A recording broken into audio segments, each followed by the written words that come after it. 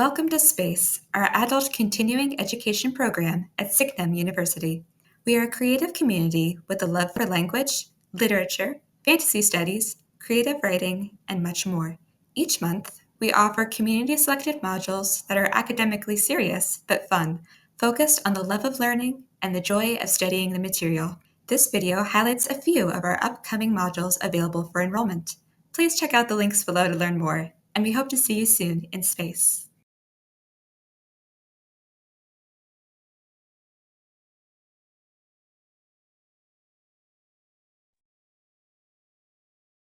Hello, everyone. My name is Dr. Larry Swain, and I teach in the master's program at Signum University in the Department of Languages and Literature, and also teach in the space program. This video is to invite you to consider taking the ancient Greek modules that we have in the space program. We take our time, go at the speed that you, the students and learners, need to do, rather than some sort of deadline or timeline that I've established. The goal is that we will be able to read texts in ancient classical Greek, whether that be somebody like Herodotus or Xenophon, or later reading in the New Testament, or going all the way back and hopping into reading Homer in the original Greek. And I can attest that there is nothing more beautiful than reading Homer in the original. Tough, challenging, but beautiful and moving. So I hope to see you there. Thank you.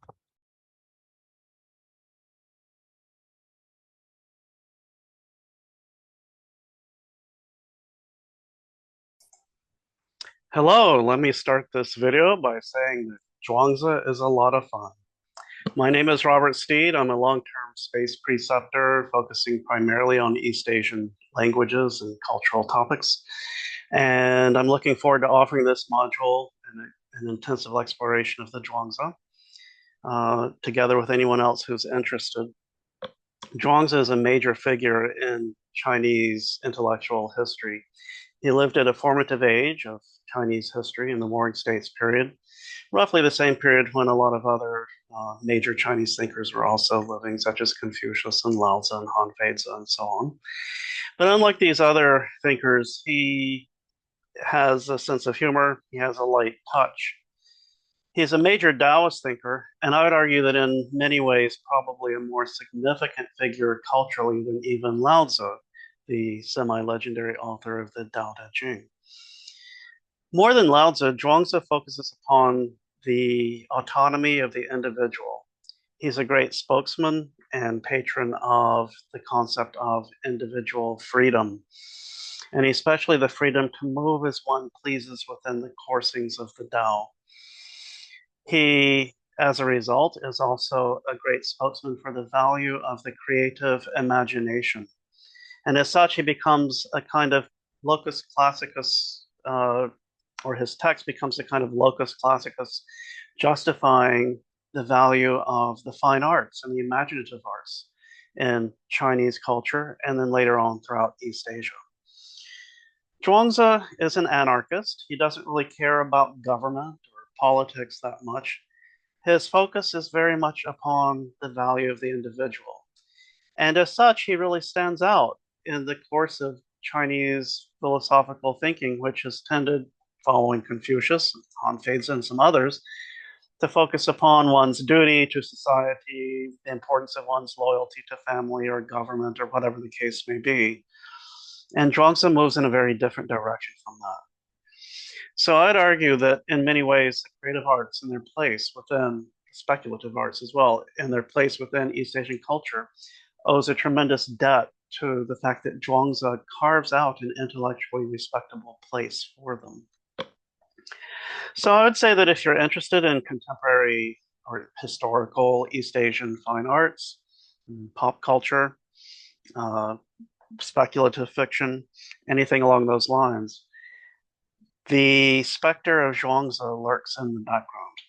And it's really worth exploring his text in order to gain a better kind of understanding of how a lot of these East Asian cultural forms are working. So if any of this sounds of interest to you, please feel free to join us when we offer this module. I really look forward to working with anyone who's interested in this topic. I personally find it to be quite fascinating. Thank you.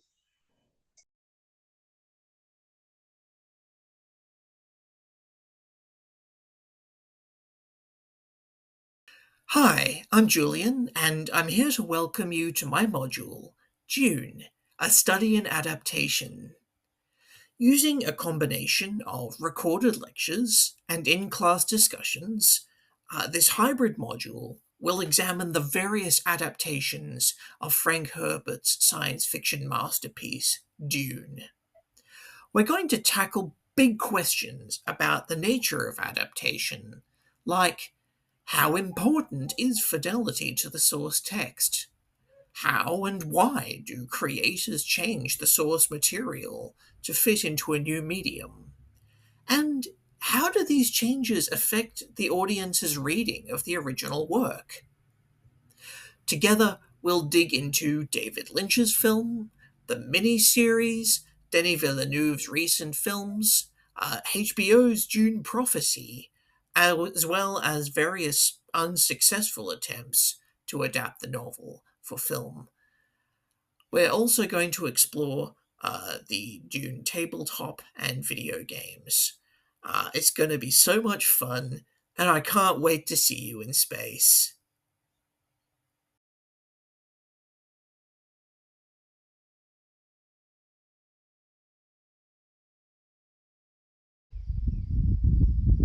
Hi, I'm Sparrow. Sometimes I want to get away with my journal and my pretty colored gel pens for more than a precious half hour. Welcome to Writing Retreat. It's a weekend from about 6 p.m. Friday evening, that's Eastern Time, until late afternoon Sunday, during which we meet for focused discussion, community building, questions, not many answers, but that's okay, plus writing time and informal conversation time. I literally want you to move into someone's guest room for a weekend, to make all your meals ahead and make them so easy. I want to write stories or poetry or prayers or promises. I want to have that quiet, introspective writing. Sometimes it brings tears. Sometimes there's grief that we just have to write through. Sometimes there are old stories that we want to preserve. Sometimes there are old stories that we want to change. Weekend Retreat is all about creating a community where it is safe to do this work of writing, where your friends will hold you gently with your story, with your song, with your poem, with your memoir. And you know what? No results are expected. Just whatever you need to put on the page. And this is my absolute honor to share with you.